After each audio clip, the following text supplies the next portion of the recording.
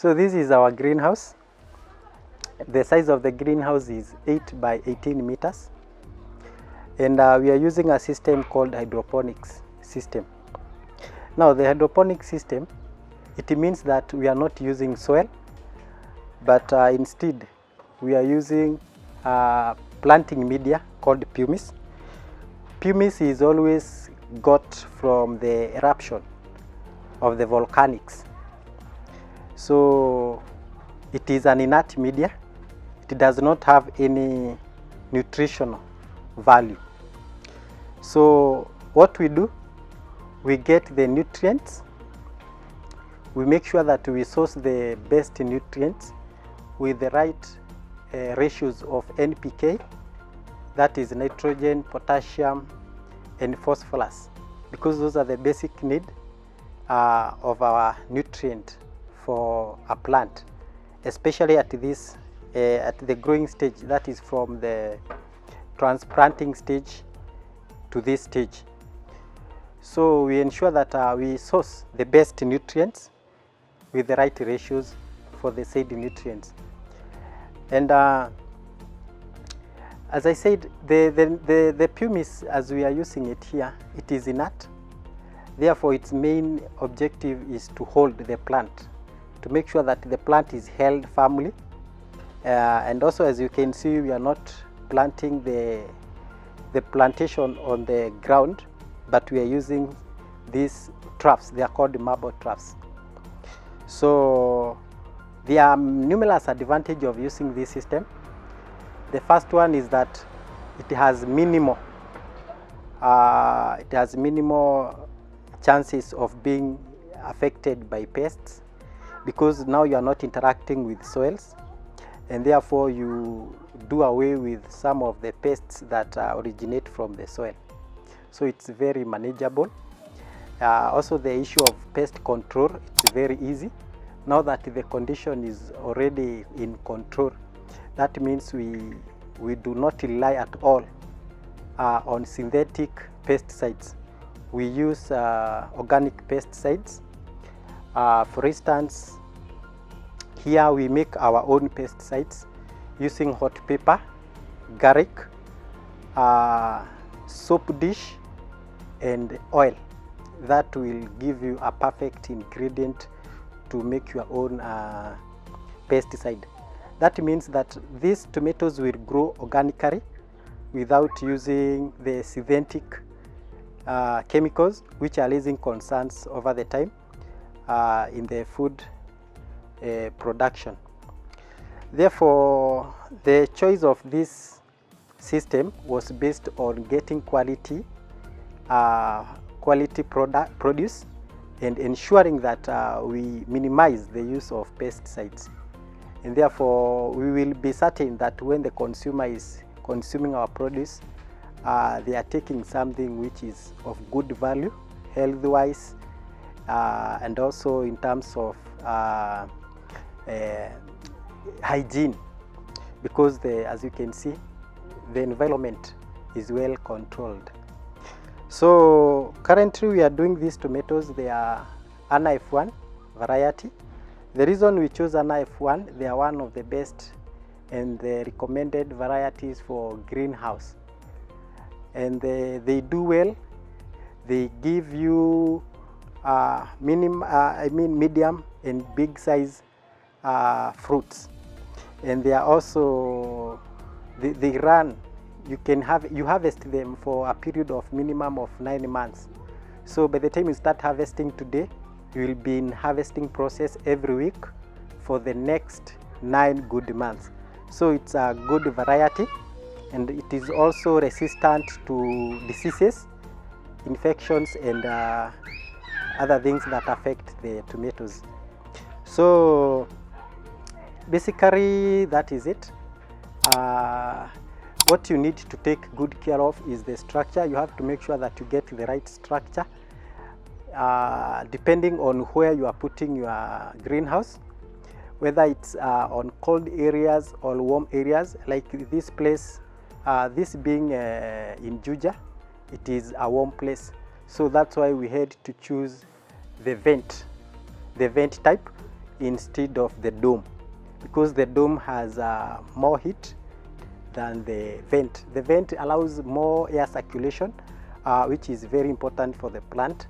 As we know, the plants needs at least 12 degrees to grow, and at most 40 degrees, and therefore we ensure that so when you are getting a greenhouse, make sure that it is able to get that specification, so that it does not go beyond, it does not get too hot, or it does not even get too cold, so that your crop will grow day and night. And that's the good thing about the greenhouse compared to growing your produce outside a greenhouse, because when you are doing in the open field, when it is cold in the evening or in the morning, then your crops are not growing. They are just dormant. They don't have the capacity to continue absorbing nutrients. So that's why you find that crops grown in the open field, they take longer compared to those grown inside a greenhouse, because those in the greenhouse, they keep growing day and night, whether it's cold or it's warm. So controlling the condition, it's very important, and therefore it is recommended to use a greenhouse. Also, you can see when you are using this system, you are able to maximize the utilization of the space. Like as I said, it is the greenhouse size is 80 by 18, and you are able to, it can take a maximum of 750 plants, and therefore you can see you are able to scoop as much from a small space. So you don't need to have a mega land for you to start gaining from your venture.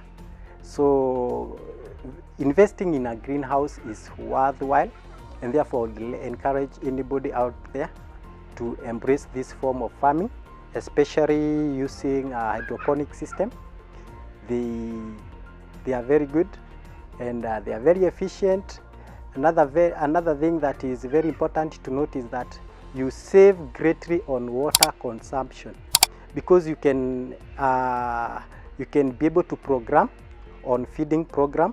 That is, you can only feed. You'll be able to feed the plant with the required amount of water at any specific time. Unlike in the soil, where you have to lose a lot of water to weeds and to other things around and to the environment in general, when you're using this system, you can feed the plant the exact amount of water they need. Therefore, you conserve your water up to 80%. Experts have said you conserve the water through this system up to 80%. Therefore, you don't need a lot of water to keep your crops growing. So for tomatoes, you need to understand the feeding program. As I said, we don't need to, because we are not planting in the soil, therefore you need to have a feeding program. In the feeding program, what you need to understand is that there are two major stages. That is after transplanting, the vegetative stage. That is when the plant is building on its roots and the leaves. So that is the first stage. And now our crop, as you can see it, now it's moving to the second stage, which is flowering. And then we combine them, flowering and fruiting, because immediately after flowering, the next stage is fruiting. Therefore, the first stage, as I said, is you need, after transplanting, you need a good ratio for NPK, that is nitrogen. For this case, you need good quality of nitrogen, because nitrogen is the one that is responsible for vegetative, forming the quality of leaves. And also you need good quality of phosphorus. Phosphorus will help your crop to develop good, we call them stems, because with good stems, that means that your plant will be able to absorb nutrients without much struggle. And also you need potassium. Potassium will build the plant's stem, and also it will also contribute to the leaves. Now when you get to the other stage of the second stage of flowering and fruiting, you need now you need to lower the level of nitrogen that you supply to your plants and increase the levels of potassium and also the levels of calcium. Now with calcium, it will help you to avoid deficiencies that develop with the fruits, like the end rot blossoms. Those are caused by the lack of enough calcium, or we call them calcium deficiency. So when you have your nutrients with the right qualities, you will be able to avoid those deficiencies. There are also other micronutrients that you must make sure they are in your nutrients, like magnesium, boron, and sulfur. You'll be able to, like, if you look at this plant, you can see it doesn't have any yellow leaves. That is contributed by the right use of the micronutrients. And therefore, when you see that your plants, they are starting to develop some colors that are not of the original, that is, they are not green, maybe pale or yellow or any other color, then you should be able to understand it is lacking either the main nutrient or the micronutrient. And therefore, getting the right source of your nutrient, it is very important, as it will help you to make sure that you get the best quality and the best, also you maximize on the quantity, because you want to get the best out of your invention. Therefore, it is important to select the right nutrients, and that will serve you. And also understanding the program, as I explained, for the 2 stages, that is after transplant, to get the right vegetatives and also good roots, and also the second stage, which is flowering and fruiting. When you get those 2 right, then you are good to go. So this is pumice. It's a planting media. It's an inert media. We get it from the longonot. It is the product that comes out of the eruption of the mountains. So it's an inert media. We use it to hold the plant, and then we can now supply the nutrients to the plant.